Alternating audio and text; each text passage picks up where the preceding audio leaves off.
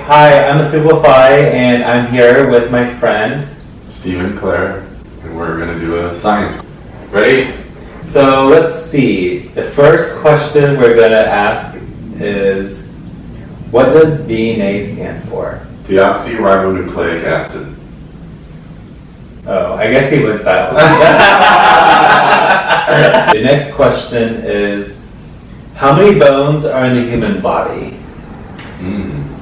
So I think my answer is probably 210 bones. 210. Yes. I'm going to Price is Right you and go 214. Oh my god, you're so shady.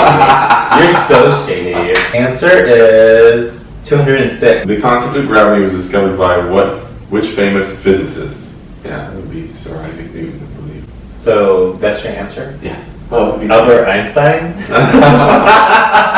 That is... Yes. Fourth question is, what is the hardest natural substance on Earth? I would think it's probably... Well, the most expensive thing in the whole world that you can get are gold, but diamonds are more expensive. So I think because they are the rarest thing to find in the world, and they're probably the hardest thing, which is why they're probably really valuable, I would say diamond, final answer. But if I have to guess a random thing, since I'm not 100% certain, tungsten. Okay, so let's see what the answer is. The answer is diamond. Oh, I'm right! I'm so surprised! I had no idea! I'm just kidding, of course I... Which is the main gas that makes up the Earth's atmosphere? Hydrogen. Oxygen? Okay. Answer is nitrogen. You got it right. No, I said hydrogen, so I got it wrong. We both got it wrong, see? Yeah, it was nitrogen. The next question is number 6. Humans and chimpanzees roughly share how much DNA? So I'm going to say like 99.6. I'll say 80%. 6 is 98%. That's actually that's super close. That makes me question religion. What is the most abundant gas in the Earth's atmosphere? Nitrogen. I would say oxygen. Nitrogen, you got it right again. That's the same question worded differently twice. Really tricked me. Ooh, I got tricked. Roughly how long does it take for the sun's light to reach Earth? 8 minutes, 8 hours, or 8 days? I will say 8 hours. I'll say 8 days. 8 minutes. We're both wrong. That's pretty fast, actually. Yeah, it is fast. I'm questioning a lot of things now. Well, light travels pretty fast, and we're not that far away from it. Which famous British physicist wrote A Brief History of Time? Stephen Hawking. Stephen Hawking. You would know that one. At what temperature are Celsius and Fahrenheit equal? 0. 25 degrees. -40. We're both wrong. Wow. What modern day country was Marie Curie born in? So what's your answer? France. No. I was gonna say, I say French. Alright. So let's discuss science. We took a little break and we're back. It's weird that atoms can now be divided. Like we learned and discovered these small atoms and the differences between all these atoms together, but as we are furthering our technology advancements and tools to help us explore science, we are now able to split those atoms that were split already so many times into more atoms, which opens a lot of doors to discovery, huh? Yeah, and discovering more and more smaller particles, the Higgs boson particle, and trying to discover their mass and things like that.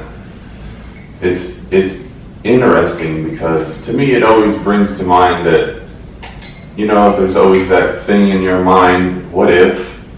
One of the what ifs for me has always been that what if, because the human mind, infinity, eternal, something that never ends, whether it be time or something that's space, never-ending space, is something the human mind naturally has a difficult time wrapping around the concept of.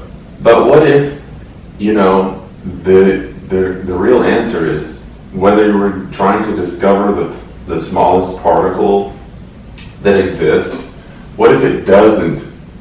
In other words, what if the particles just keep getting smaller and smaller ad infinitum? Like, what if it just keeps going on, and there is no end to how small it can get. Well, then I guess that's our definition of science, because like back to what we said, science is limited. So I think once we reach that limit, we are satisfied and we are comfortable calling that the ending until more advancements and we realize there's more, which we always, I think we're going to keep realizing until what you just said, we're going to realize that it's eternal. You can definitely split everything as much as you can. You're going to need the tools to do that, but it is definitely possible. Right, and then to the same degree, the vastness of space would have to be also infinite and never-ending. There is no, whether you're talking about this galaxy, another galaxy, it goes on forever. You know, part of us that doesn't really understand it. I feel like we always think in terms of time, for instance. Mm-hmm. We have clocks and watches and phones that keep the time. When you stop to think about it, don't really actually know what time is. The only measure we have for it is this happened before something or this happened after something. But actually the thing of what is time is something that we don't really understand. Yeah, time is measured in two ways.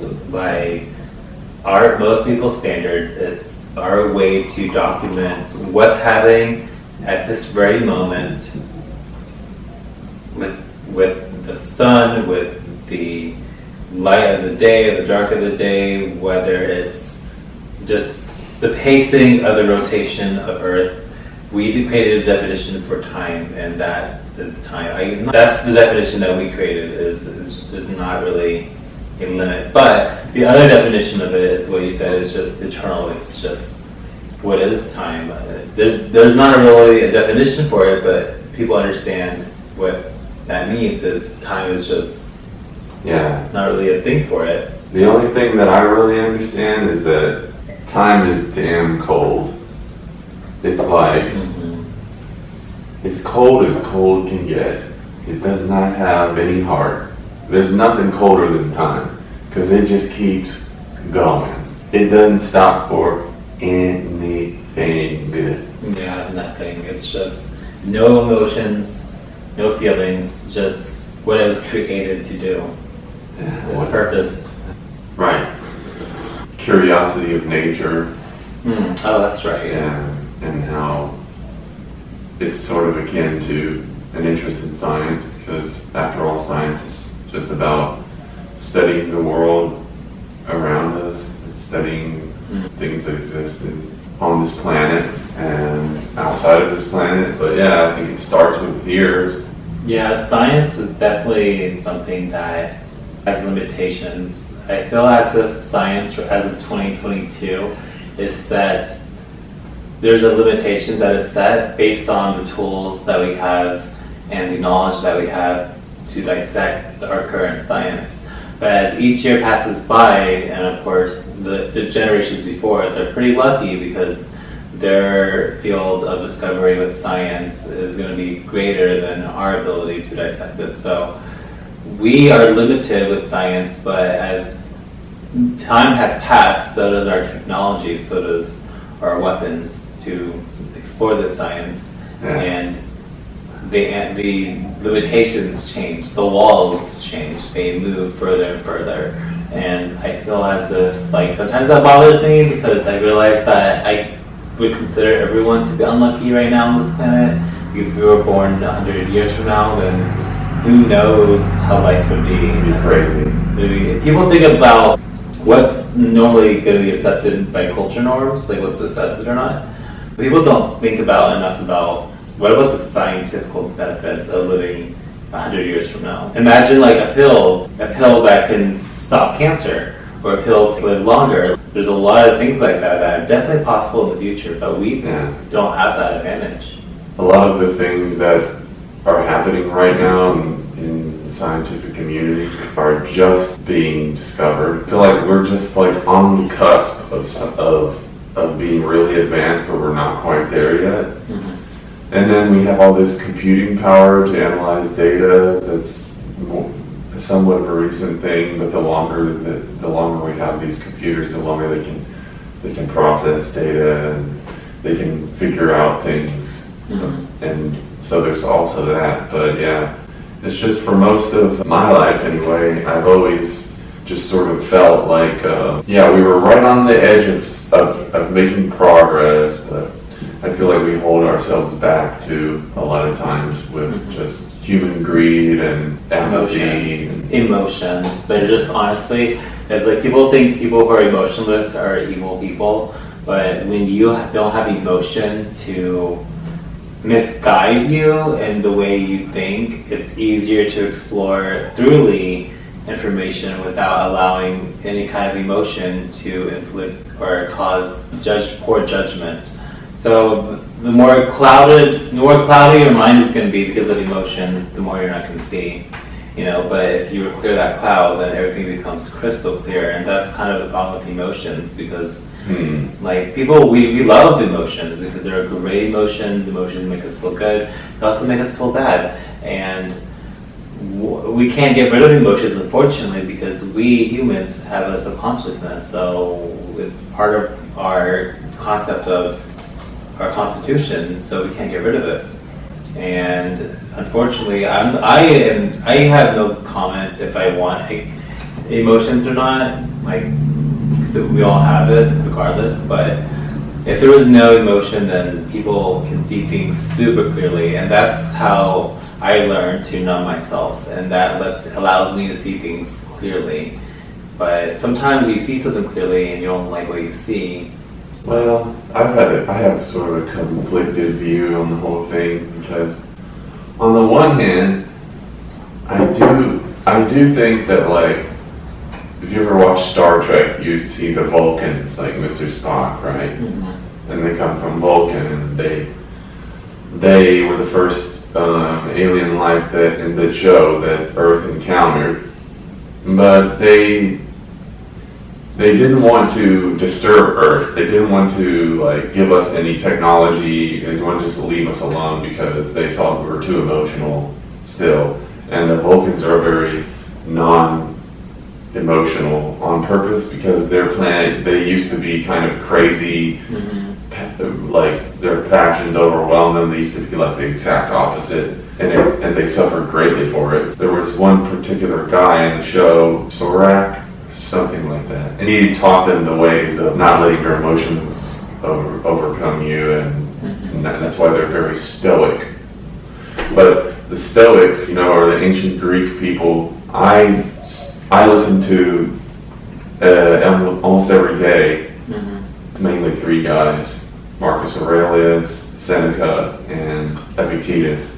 And basically all they really talk about is they give good, healthy, sound guidance for how to live a happy life, or how to live a good life, I should say, and to remain indifferent to the things that make no difference. There's they teach you a lot of principles. I recommend this to everybody. And basically it's how to go about things and viewing them in a certain way that you can avoid certain pitfalls that people commonly fall into with their way of thinking. Yeah, I do know what you mean. On the one hand, like I've lived my life, a lot of my life, or growing up thinking that because I'm a man that I have to conform to some type of character that is almost a lot of guys out there feel like they have to conform to this non-emotional character. Well, thanks for watching. Hope you enjoyed, and catch you later. Alright, bye everyone. I'll talk to y'all later.